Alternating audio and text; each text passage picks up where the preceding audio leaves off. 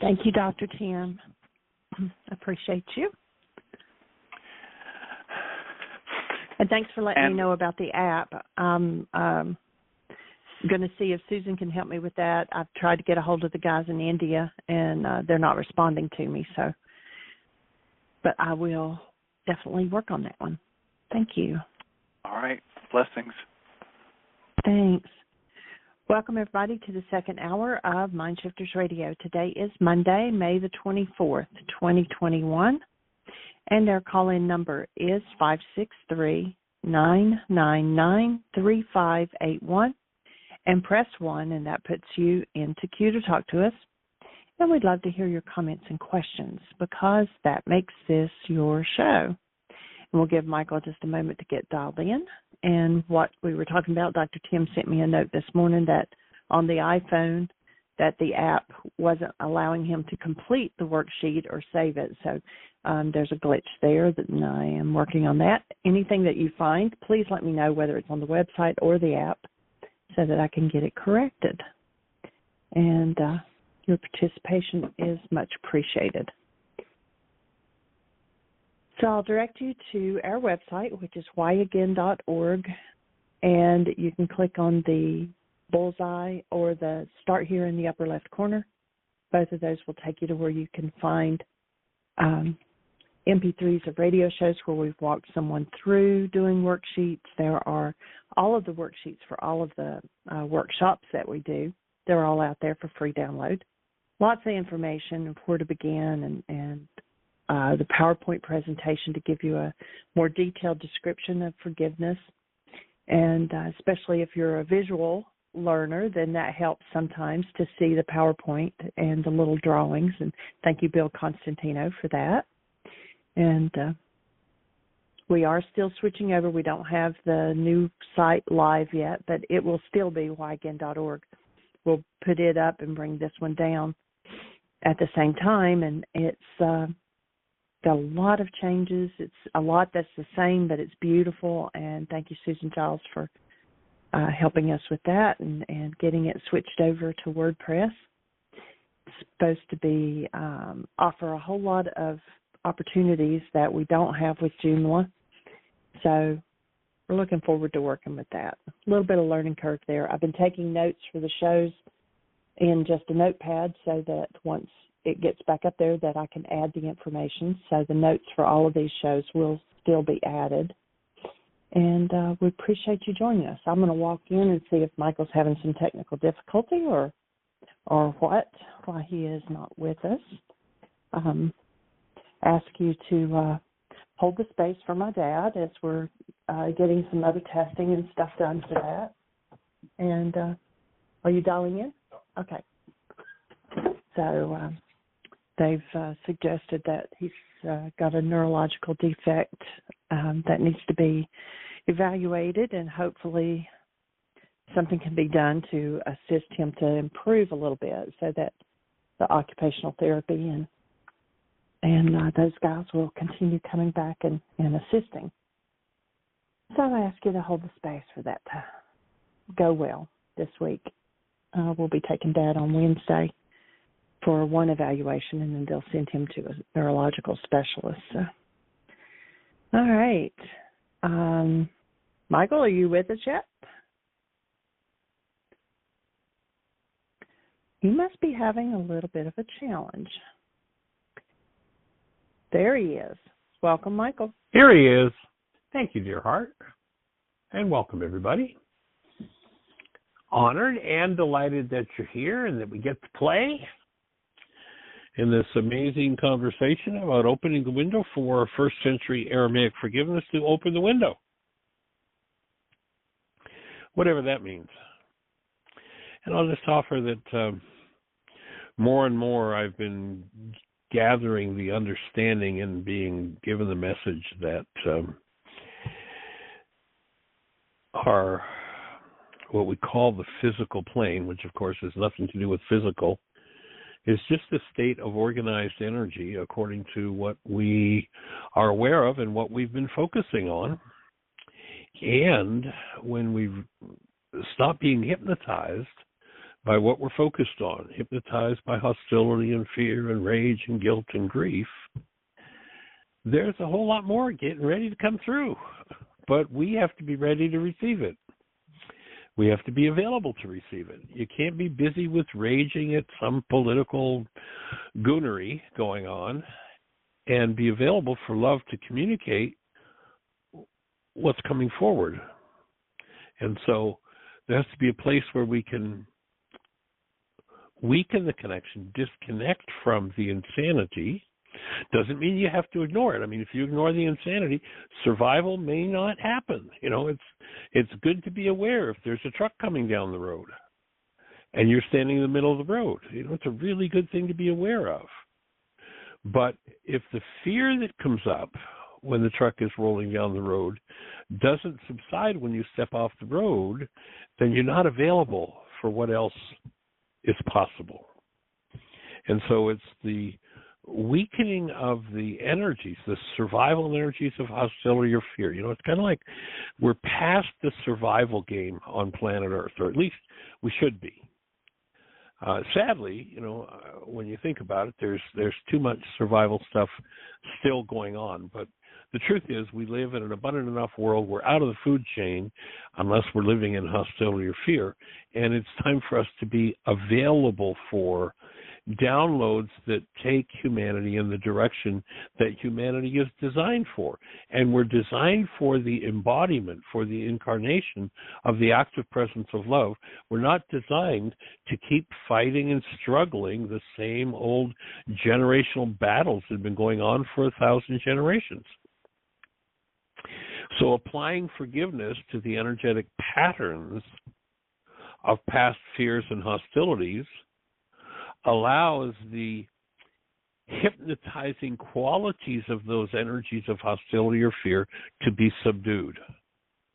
Then the faculties that we have are available for something higher.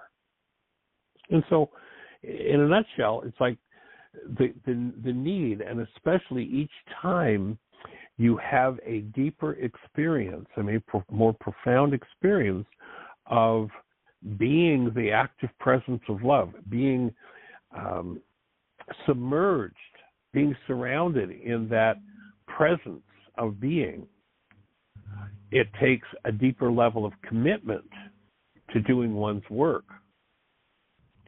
Or the tendency can be to get trapped in the past dynamics. So we're looking to wake up from those past dynamics and realize who we are and what we're here for, how we really truly function.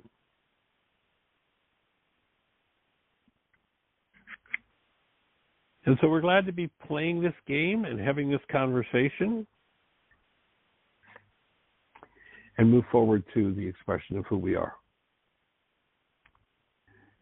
We've been talking to Richard about this idea of holding a space of active present love, very short title in the book, and recognizing that as we move more toward that space of being the presence of love, we become more available, or should I say, receptive to that presence of love flowing into and through us. When that voice becomes strong enough, then it will guide us in ways that the old hostility and fear-based mind just could not do, would never do. So I offer the thought to Richard, if we allow ourselves to find, on page 72 of the book, if you're following along in Why Is This Happening to Me Again? If we allow ourselves to fall into the world's ways, we cut ourselves off from love. It then feels like a void when we first attempt to return to the experience of love, as we do in this exercise. If you continue to practice over time, the experience of love will grow.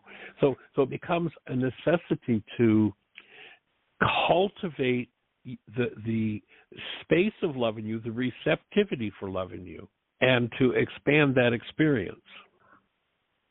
You know, I go back to the first deep, direct, profound experience I had of the presence of love.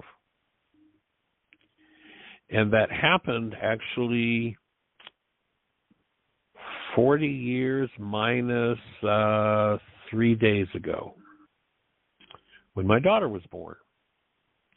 And now I'm talking about the experience of the objective presence of actual present love.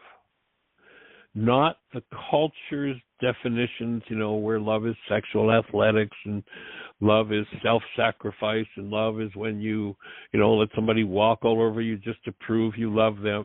No, that's got nothing to do with love. But the actual direct experience. And for me, that was when my daughter was born. And as her head delivered into my hands, and she opened her eyes and looked me square in the eye, crystal clear eyes, totally focused in mine, and she grinned at me. That is one of the most transformative moments of my life. When we allow ourselves to have those transformative moments, and then we spend time cultivating relationship with that, realizing that that is who we are, then more and more we become available to be guided, to be directed by that presence of love that we are. So then my instruction goes on with Richard, once you feel love, imagine yourself intensifying it until it fills every cell of your body. So we're doing a love exchange exercise with him. We've instructed him sitting face to face. One person has eyes closed. The other person goes inside, finds the deepest, clearest love that they can. And when they're ready, when they're tapped into it, opens their eyes and then directs that energy of love through their eyes to the person sitting in front of them. You can do this with yourself in the mirror. So then open your eyes and imagine extending that love out through your eyes to someone or to some situation in your world. Another step is to enfold yourself in that love, and when possible, look in the mirror as you do. Invest some time in this exercise, and soon you will find conscious, active, present love will become a part of your vocabulary and your life. And I'm just going to invite everybody who's listening right now to close your eyes for a moment. If you don't have in your repertoire of experience that presence of love, then I'll invite you to borrow my experience. Imagine that you're there as Krista is being born. Her head delivers into your hands. And you are touched by the most awesome, transformative, sweetest energy you've ever imagined. Let that strengthen in you. And then allow yourself to simply focus and send that energy literally to everyone who's connected with this call right now. Now, your mind might say, well, I can't do that. I don't even know who's connected with this call. Well, guess what? In your higher faculties, as an energetic being, you don't have to know. Most of the rules that our minds have made up about how energy works and how everything works are simply blown away when you step into the truth of who you are. And so allow yourself to imagine sending that love to every person who's listening to the show right now. I don't know if Bob's on down in Australia. Julie's off and on. Susan's usually here. Lisa.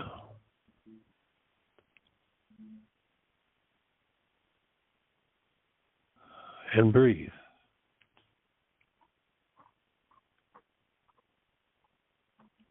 Imagine yourself in a mirror and that energy is bouncing back to you.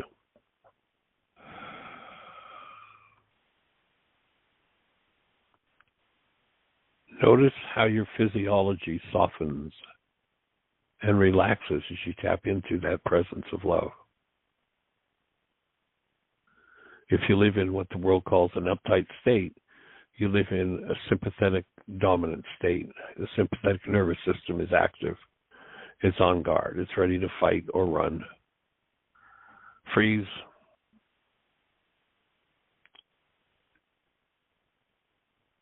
And so just let yourself breathe into and allow everything inside of you to soften and become receptive to that presence of love.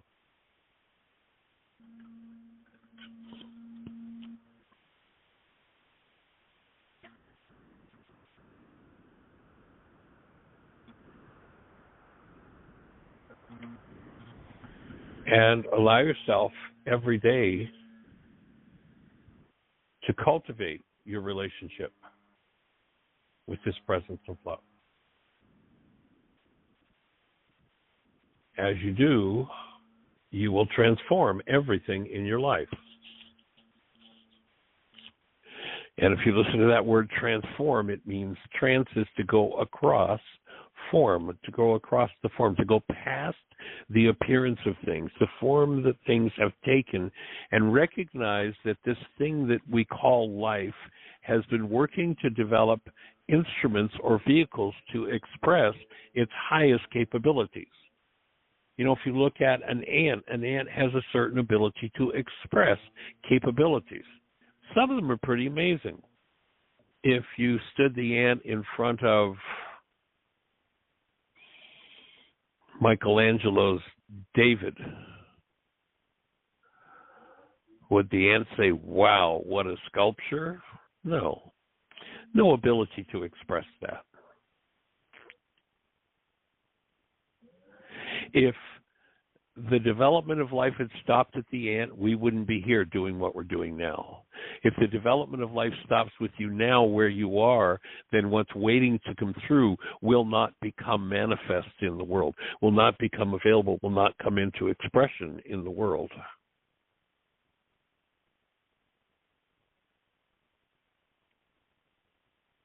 And so breathe into that presence of love. And recognize that it is ready and available to mold you for the next level of the expression of your life. And it's beyond anything you've ever imagined, if you'll simply allow it.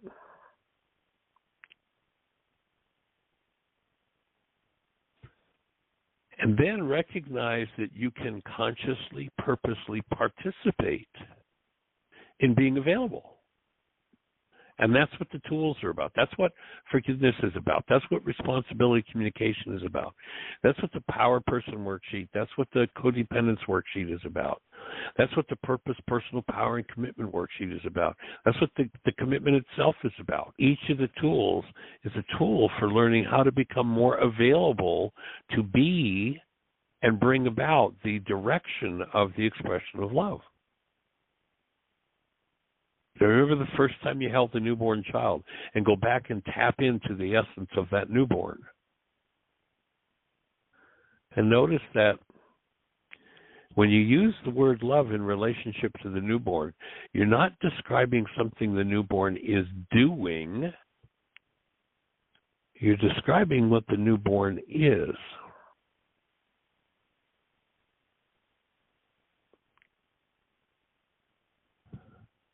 Now, if you listen to the world, if you listen to many family systems, you might come to believe that life is about learning how to protect yourself, defend yourself, attack, win, take, gain.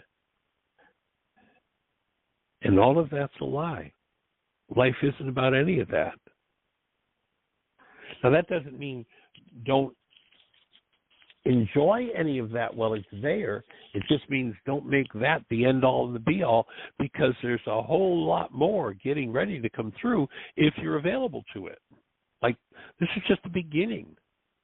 You know, it's like we're almost out of survival mode now. And that means we're getting ready for downloads that will teach us to go so far beyond what humanity's doing now that life is not even going to resemble what it looks like today. But if you're too busy doing what you're doing today, you're not available. Forgiveness is a way to make yourself available.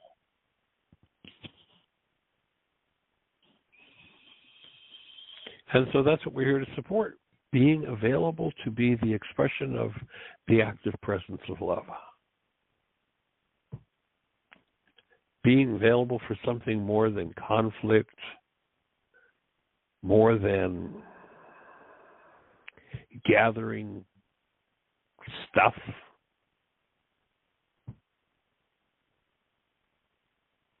We're here to become available to be expressions of and the hands and feet for the presence of love in the world.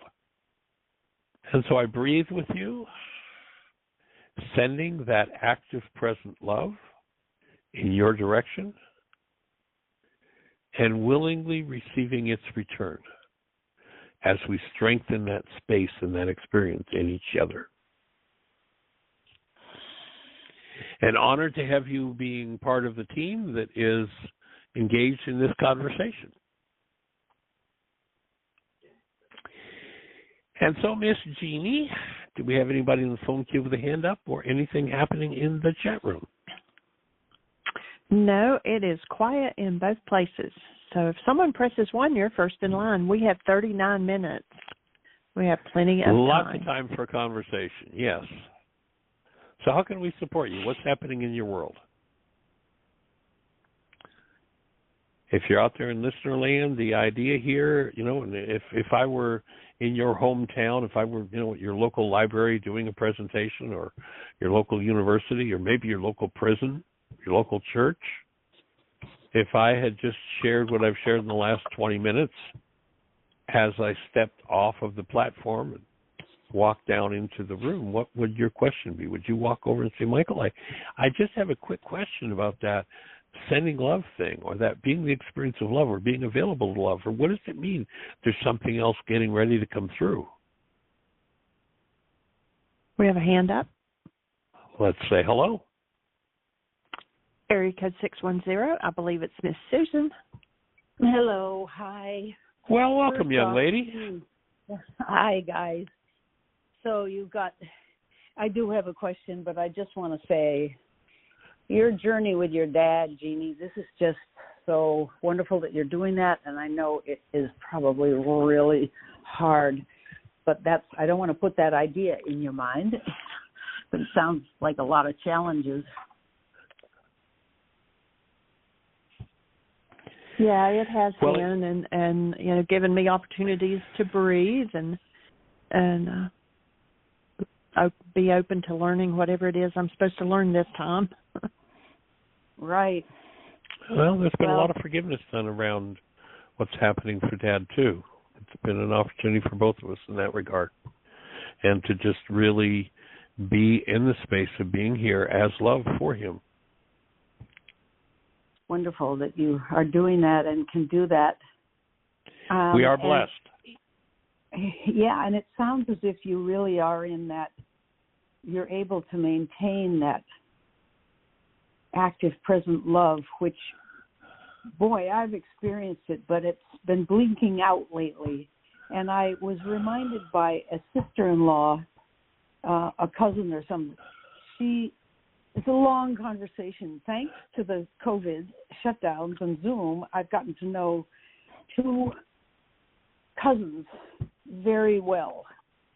And these are people that I may never have known before. And we've been talking about their mother, my first cousin, who goes into very dark moods, according to the daughters. And the daughters have started talking to this with their mother, and their mother insists that she's very private, it's none of their business, and she uses prayer, and she's healing herself as she goes, and to mind your own business, basically. Meanwhile, the daughters have been reared in a family where the mother went into these moods, and the darkness seemed very great, and it frightened the girls, and they are processing, and they want to process with their mother. They were very close to their mother and also afraid of her, which sounds like my whole family dynamic on that side has to do with mothers who we want to heal and comfort, and we are afraid of at the same time. So you can imagine the depths of the dialogue, and one of those sisters has been on the Zoom.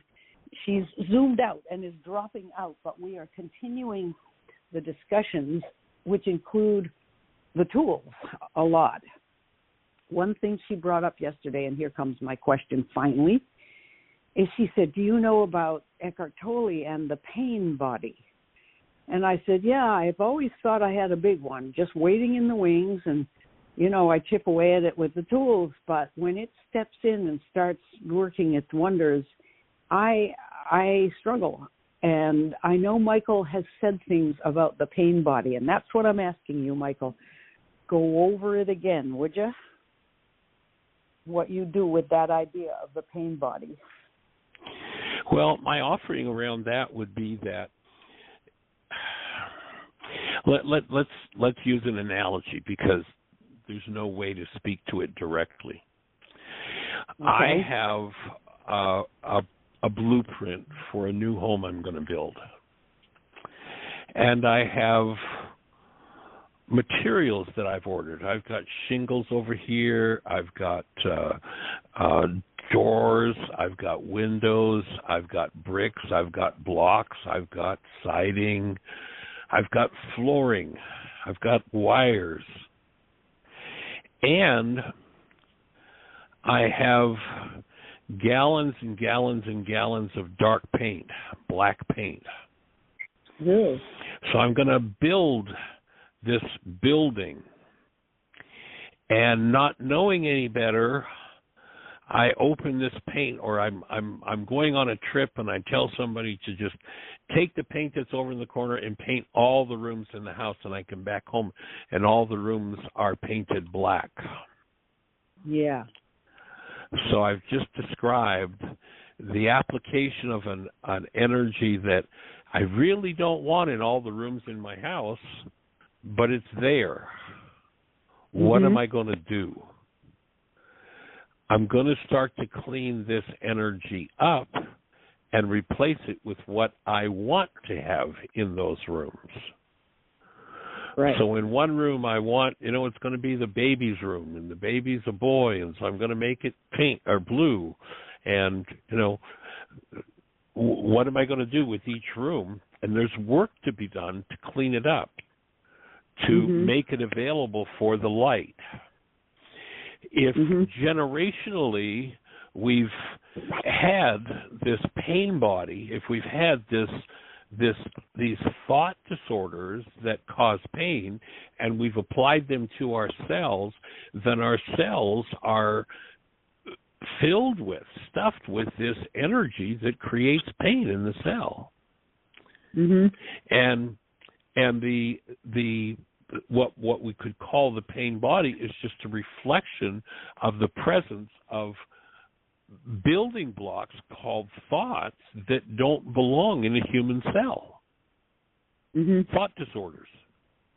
Yeah. And so the forgiveness process is the application. And if this has been going on for 100 generations in the bloodline, I mean, who knows where that kind of thing starts and where it ends? Well, it ends when somebody says, I'm going to wake up and I'm going to do my work and I'm going to clean this up in me. And I'm going to clean it up generationally. And I'm going to recognize that I am both the recipient of these thought disorders and the giver of these thought disorders if I'm in the bloodline. Right. And I'm going to take responsibility for them and change them. Apply forgiveness.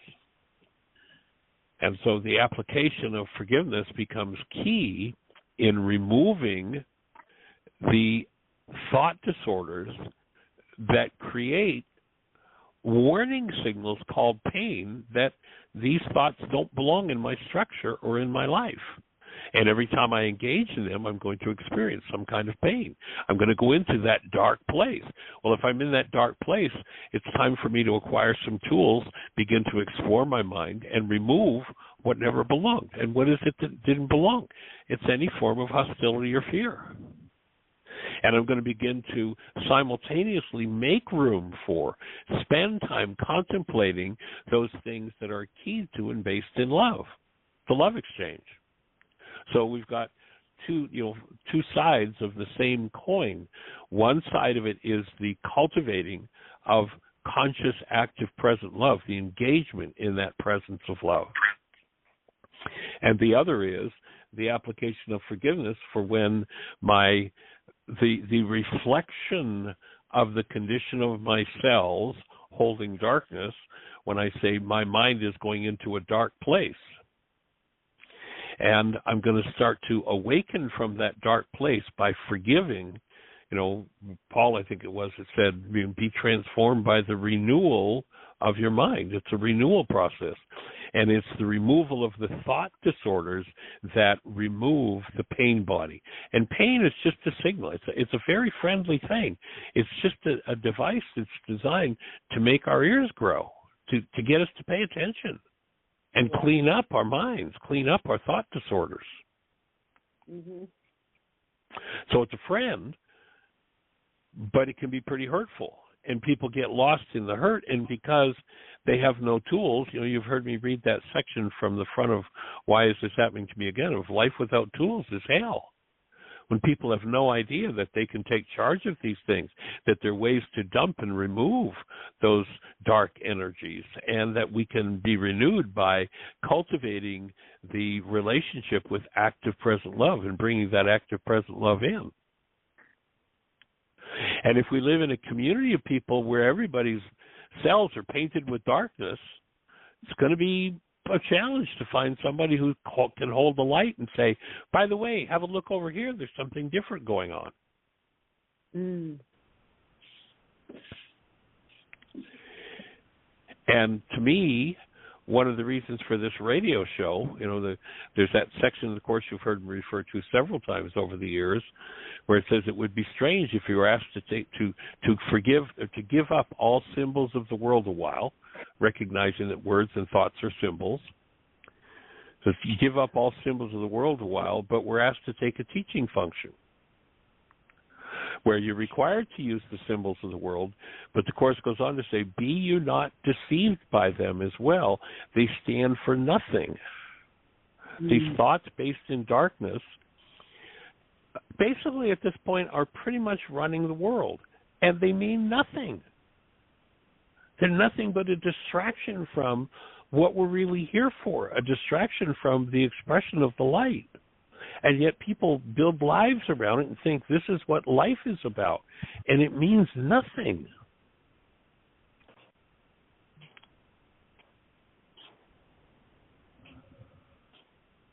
Does that make sense of your question? It does, and I'm breathing and breathing and breathing because I've gone into I'll breathe this. with you. Thank you. One thing I've love gone into remembering. This. It's not a good place right now. And one thing I love about having come out of it using the tools for periods, longer and longer periods of time, is that I tell myself, this is just momentary. Don't worry. I mean, this is just not going to last. Remember how you felt 2 days ago? Remember how it was last week? And I use that as a tool to make this small tool. And contained. Yeah, it is. It's very helpful. Yep. And you have talked about symptoms of healing, and I'm telling you, they're all accurate. Depression, belly problems, the whole, every time I go through another cycle, I get the whole array. And I can tell myself these are healing symptoms of healing. Hang on, don't worry, remember this, remember that. And that's very helpful. However, I even thought I wouldn't call today because, in a way, I'm asking you to help me out, and I want to be able to do it using the tools, but I'm talking to you. So anyway, there you are. Well, there's nothing like a little help. There's nothing like a little help from our friends, and that's what we're here for. We're not here to say, here's a bag of tools, go do this by yourself. Yeah. You know? Otherwise, we publish a book, put it out there, and disappear. Yeah. But that's not the idea. No, I'm here to support you in unwinding, as the Course says, to proclaim the unreality of the insane thoughts and to keep showing how they're, the Course talks about, you're going to go back and you're going to use the words that the world of darkness rules, but you only use those words to proclaim their unreality. And yes, in the world of darkness, those words still have meaning, but once you start to pass it, those words have no meaning. They're just silliness. Those thought disorders are silliness, but not to somebody who's locked in the middle of one. Right. Once it's given up, it's like, well, who would ever go back there again? Well, nobody would. But if you don't know any better, and that's been the thrust of the family system or the culture, and, let's face it, this whole culture has been, the last 70 years we've killed 150 or 170 million people in war on the planet. That's some pretty dark thoughts. It is. And who hasn't been touched by it? Who hasn't been touched by it? You look at the fact that, today there are probably more refugees in the world than maybe have ever been. Refugees from war, refugees from, you look at, we say, we had to get even with those people who did that terrible 9/11 thing and killed 3,000 people. Well, it's been well proven that the Iraqis had nothing whatsoever to do with it. We've killed over 1.5 million of them. 1.5 million Iraqis are dead as a result of 9/11, and they weren't even involved. What has run the insanity of the culture? And to remove the thought disorders that have led to that, the fear, the rage, the guilt, the pain, the trauma, and to restore light to those places in our minds and every mind on the planet, it's a big task. It's a job. Yeah.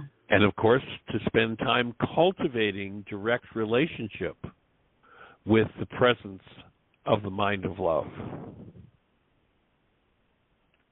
is such a key. It feels so grassroots and small, and yet I see evidence. If I talk about my immediate life, it is wonderful. And I go for a walk in the park, and everyone's down there walking their dog, and there's such love between people. I see the evidence of it, but I keep coming back to the problems of the world and kind of painting more black paint on the house. I think what you're saying is we can know it's there and we can do what we can, but if we are in it, we're not a help. And if we do the tools and can be in that good space, then we can be more effective. Yeah, well. And growing into that is a constitutional growth.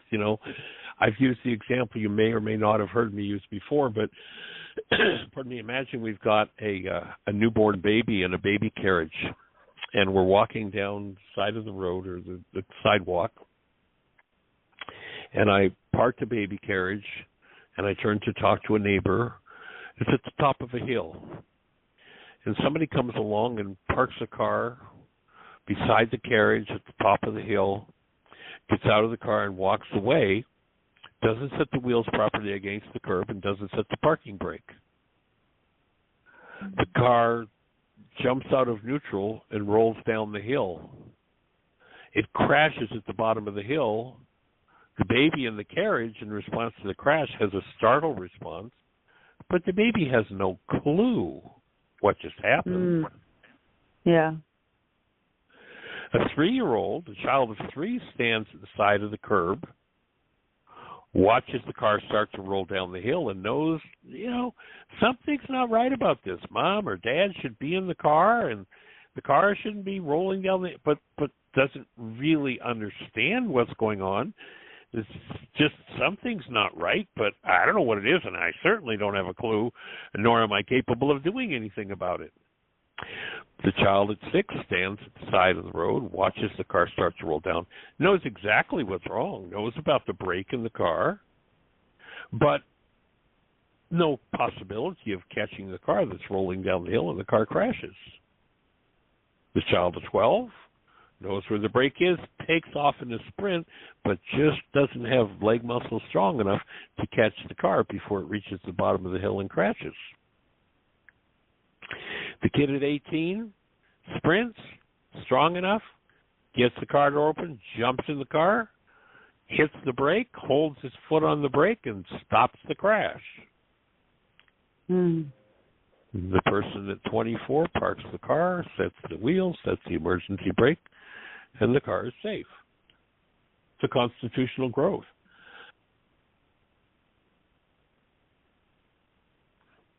And so it is with the running of our mouths and the running of our thought disorders and our rage and our fear and our guilt and our pain and the generational trauma of moms passing on traumas to children and children receiving them and functioning out of them. You know, to become conscious of those things that we are unconscious of, to realize what their impact is a constitutional growth, just like the baby or the 20-year-old standing at the side of the curb. You know, I think you hit on it with the concentrated dialogues I've had with my first cousin's daughters, and they're in their late 50s and early 60s now, and one of them said, you know, I know you're our mother's cousin. You're in her generation. She's 2 years older than I am. Right. But one of them said, we're talking as if you were in my generation, which to me was like this incredible compliment of saying that I know we can talk to you. So the dialogues we've been having, though, I mean, there have been letters going back and forth filled with the thought disorders of my clan. That side of the family, it's my mom and dad's side. It isn't Tim Bingham's side. It's my mom and dad's side, and in this case, my dad's, which I didn't know much about because my father was very quiet and never told us about the dysfunction of his family. But my aunt, my father's sister, was much more open with her 2 children, one of whom became a schizophrenic and died recently in a facility where she spent her whole life as a schizophrenic. And she had terrible anxiety, terrible visions of disasters, fires, brutality. This child was a brilliant poet. She got to Harvard and then she got sick freshman year, very obviously not able to be well enough to be at school at all, and it took only a month or 2 to get her committed in a place that was wonderful. And my cousin, the one who's now having these, quote, dark moods, took care of that sister. And there are all kinds of other, she has endured such, I mean, I could go into it. It's just stories of alcoholism, brutality, punishment, that's similar to my dad's addiction, but much more. I had a much gentler upbringing than she did, and she is now being invited to face her demons. She's 81. I'm going on. I'll be turning 77 in a minute. So she's 81, and she has a terrible fear of death and the loss of her being able to help and do for everybody except herself. So she's got this rescue, fix-it demon up the kazoo, and she's no longer capable of doing all she did. And she talks about taking her life, and her mother took her life. Her mother took her life because she smoked and drank all her life. Brilliant woman, a writer, a teacher. Took her life using the hemlock potion. because she had such bad emphysema and osteoporosis from having smoked and drank all her life. And now my cousin is talking about this same scenario. Years ago, she said, I would never do that.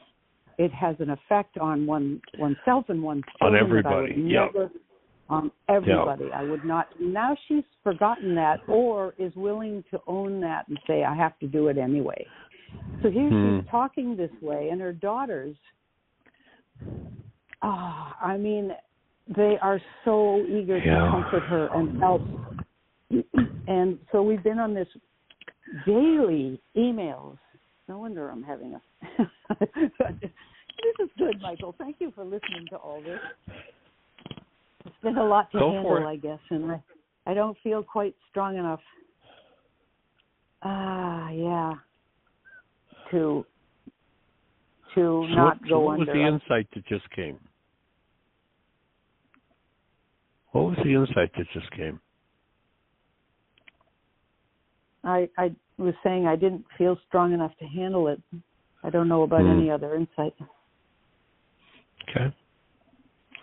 Well, it just felt like there was a shift in energy for you there of seeing where you've been gathering some of this energy that you're loading yourself with. Well, I know it isn't necessary. It isn't necessary. Well, but if it's there, it's necessary, unless it's forgiven. If it's there, it's going to play out. It's not as if anybody's got a choice about it. If it's there and something sets it into resonance, it's going to have its way. It's going to do its thing. If we've got the tools, then we can interrupt it, remove it, and change the game. Yeah. Yeah, it's as if I want to rush in and fix people because I can't fix myself. It's, you know... And that desire to rush in and fix people is because I think I can't fix myself, but I can distract myself. Absolutely, Michael. Totally. Yeah, and my input would be that you do know how to, quote-unquote, fix yourself, not that you're broken, but how to remove the thought disorders that have impinged on, it sounds like, many of your family members. You know exactly how to remove them, and you've been doing an awesome job of it, and it sounds like you're facing the next level of doing it and the next level of teaching other family members to be able to do it as well. Because most of the world is totally and completely oblivious. They have no idea any of this has changed. Just like, well, this is life. That's the way it is. With no idea that it's all changeable. Yeah. Well, I think with my cousin, who is 81, her terrible fear, as I told you, is incapacity, uselessness, and then death. And my worst fear, as I've said many times on the show, is to die and never know consciousness again, to be absolutely obliterated. There's even a word in the Book of Common Prayer. Never let me be, and let me not be confounded. Maybe I don't understand that, but I took that to mean oh my God, there's nothing here after my body dies. That's being confounded, and that is my worst fear. And I still have that fear. Even after all the work we've done, there it is, staring me in the face again. So it sounds like you're getting ready to handle the next level of your fear and your mistrust of creation and of the Creator. I'm writing this down. Remember, Paul talks about, whether in or out of the body, I knew not, for I saw things which I could not utter. Yeah, I love that. There's plenty else going on after the body collapses. That's the other thing, Michael, what you want to do is go there consciously. So, go to where the body is no longer alive. Go there consciously. Well, wait, no.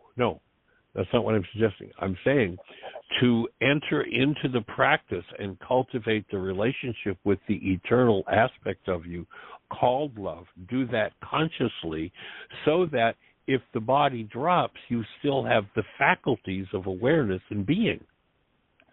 If somebody never spends a moment of their lives while in the body strengthening those higher faculties, then when the body dies, it is tantamount to non-being. Yeah. Right. Okay.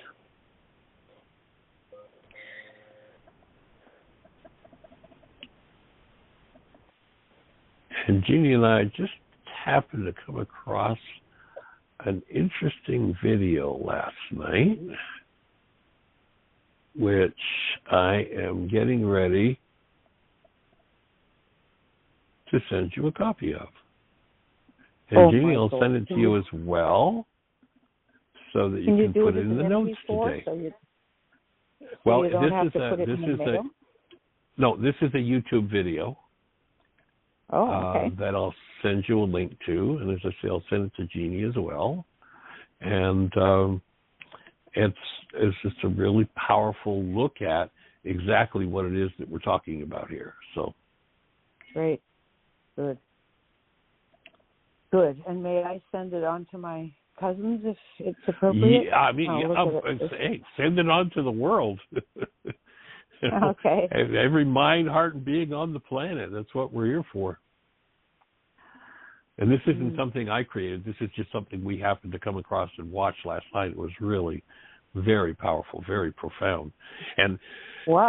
It's basically a woman who starts out who talks about how she was so riddled with cancer the doctors just said, you're done. That's it.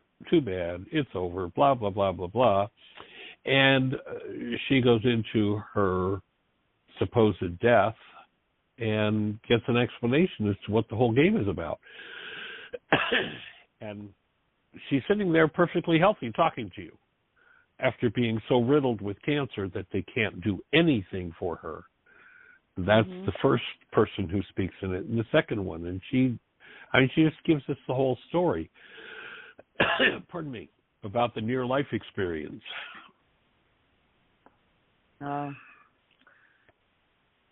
So I think you'll find this inspiring and useful. Thanks.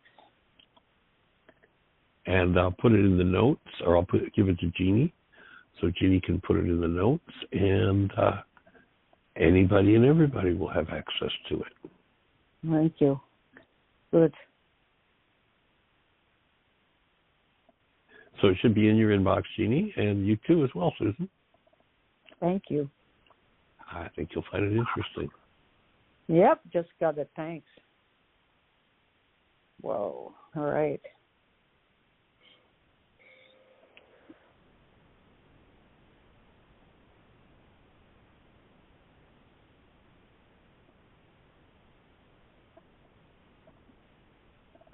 Cool. I think you'll really enjoy that. I know Jeannie and I watched it last night, and it was very powerful. I think of you guys often because you recommended Call the Midwife, and I am now in season 8, and I know it's winding up soon. And being in this disturbed state that I've been in with my cousins, I'm a little more fragile about watching these shows, which, although the underlying feeling and philosophy and everything about it is respect and love and honoring of everyone, no matter what, the traumas that people go through are pretty heavy, and sometimes I'm wondering if it isn't very healthy to be watching these right now. But I'm kind of my addicted. offering is, here's the point to me. I can remember the first time, and you've heard me explain this before, the first time I was guided to go to a violent movie. And I was at a point in doing my work where it's like, I don't need that in my field. I'm not going to go watch that. And I had the guidance to go and see, and, we could look at what year this movie came out. It's 20 or more years ago. The movie's called The Island. And I know it's a violent movie. I'm guided to go to it, and I say to myself, I'm not doing that. And the internal guidance is go. It's like, no, go.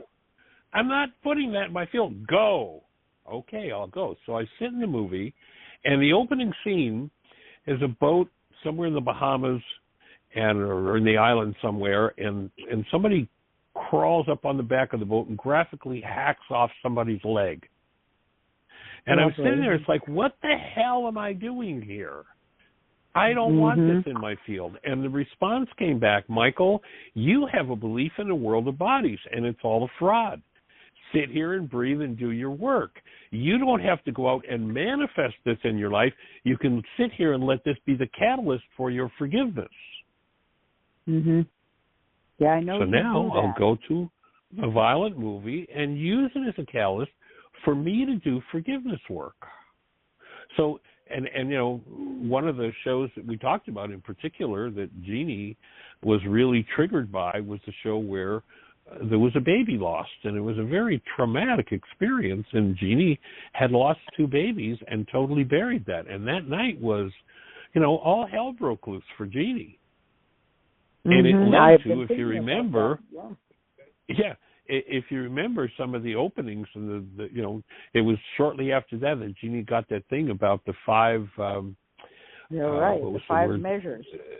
The 5 measures, and I mean, each of those 5 measures have opened since then. I mean, it was just a really phenomenal opening, and it's opened to and led to a whole new level of the presence of love in our home, the healing process for both of us. I mean, it's been a catalyst. It's been wonderful. It wasn't Dr. Feelgood when it came up. I can imagine. But, you know, that was the specific instruction I was given as I'm sitting watching this movie. It's like, well, you know, you could go ahead and manifest it because this is what's in your field, so you're going to be playing it out. Or you could wake up and let go of it and use this as a catalyst. So that would be my input, is breathe, do your work. You don't have to go out and manifest it to do the work that needs to be done.